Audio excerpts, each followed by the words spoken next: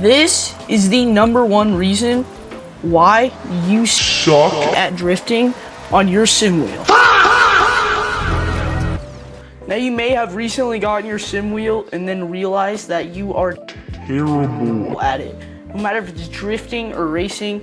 And I was like this until I adjusted this one setting, and it completely solved all my issues. All you have to do is go into your steering wheel app, which for me is Logitech G Hub, and then all you have to do is go over to your steering wheel.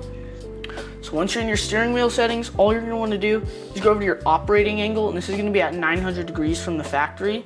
And all you have to do is turn this down to like 600. And let me show you the difference this will make. So when you're at 900 degrees, you're gonna have to turn your wheel 1.5 times to get a full tire movement. And then you're gonna have to let go and turn it 1.5 times to get a full tire movement the other way. So when you're coming into a drift, you're gonna have to turn it 1.5 times, and then you're gonna have to let go, which is another 1.5 times, and then turn it another 1.5 times. So that is a ton of rotations. And honestly, that will look super violent when you're doing it, and it will be super hard because it's so much motion that you're gonna overcorrect and then undercorrect, and it's gonna be a full mess. So instead of that, turn it down to like 600 degrees. And then you see this operating angle got way smaller. So now I only have to turn it about 3/4 of a rotation to get a full wheel angle, and then I have to turn it 3/4 of a rotation the other way. So this is much less motion for drifting. So this is 900 degrees, and I have to turn this wheel so much for me to drift. So you can see how I already flew off the edge because you have to turn it so much. You're always correcting the entire time.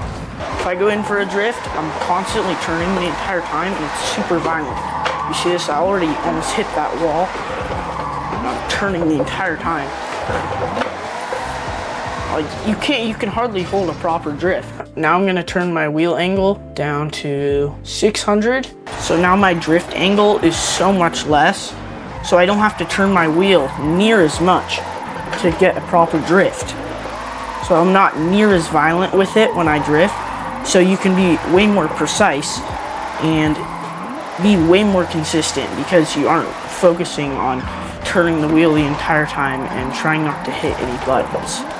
If you enjoyed this video, make sure to subscribe.